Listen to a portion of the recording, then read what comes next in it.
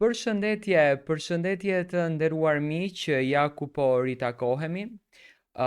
Shpresoj që të kalojmë një ditë të bukur, të kalojmë një ditë me energji pozitive, të kalojmë një ditë fantastike. Por dua në këtë moment të ndaloj në një lajm i cili ka bërë bujën e madhe, ka bërë xhiron e rrjeteve sociale.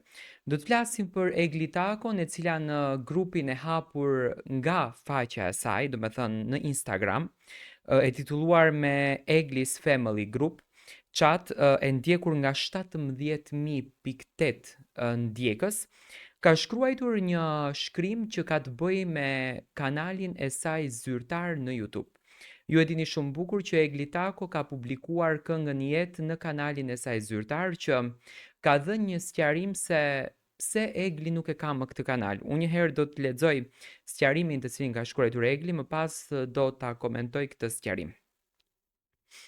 Zemrat e mia, duke uruar të jeni mirë dhe duke ju falenderuar për zemërsisht për të gjithë suportin dhe dashurinë që ma jepni pa kursim, dua t'ju lajmëroj se ky kanal nuk është në pronësinë time dhe mund të bëni, mund ta bëni jo më subscribe këtë kanal, lirisht.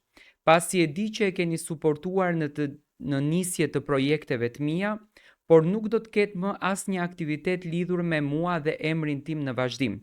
Deri në hapjen e një kanali të ri mbi projektet e mia muzikore, po ju jap një përqafim të madh edhe ju dua shumë. Do me thënë, kanali i hapur Egli Tako me 14.000 subscriber, do me thënë 14.000 ndjekës, nuk është kanal që i përket më Eglit, edhe pse është një kanal i cili posedon 2 video. Unë tani teksa po e komentoj me ju do të kyqem në kanalin e Eglit për të kuptuar se cilat janë ato këngë. Do me thënë, kanali tashmë është kthyer në Onima Music, ja ku e keni, kanali është kthyer në Onima Music.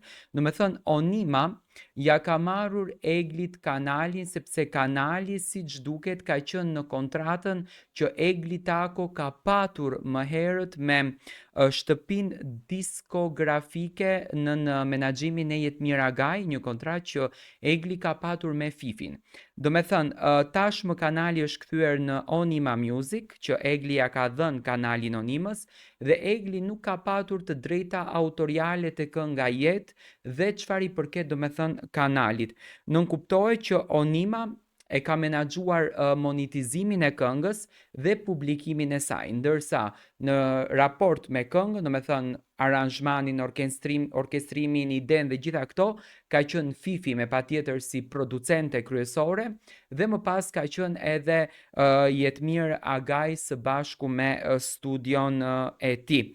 Në kuptojnë që Egli Tako tashmë nuk ka një kanalin e saj zyrtar, kanali i saj ndoshta do të hapet në së shpejti, këngët e Eglit nuk do të postohen edhe në kanalin e SBS ashtu siç janë postuar më herët, do me thënë Egli ka prishur kontrata tashmë me të gjithë dhe nuk ka një kontratë poseduese me një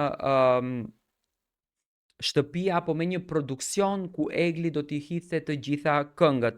Tani ndoshta Egli do të hapën kanalin në emër të vet dhe do të menaxhohet nga vet Egli, por Egli ka dashur që të sqaroj këtë problemin. Nuk është një problem i madh, do me thënë është një problem i cili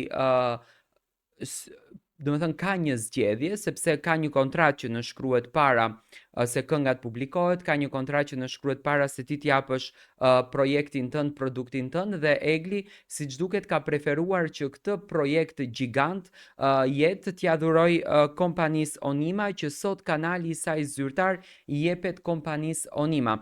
Deri në një kanal të ardhshëm ne do të ndjekim të gjitha hapat se çfarë në fakt do të ndodh me fatin e Eglit. Tani a ndikon kjo në artin e Eglit, a ndikon kjo në këngët që do të sillen? Me patjetër që po, sepse bëhen shumë lëvizje, por mbi të gjitha Egli Tako duket që është e fuqishme dhe do jetë sërish e guximshme në skenë.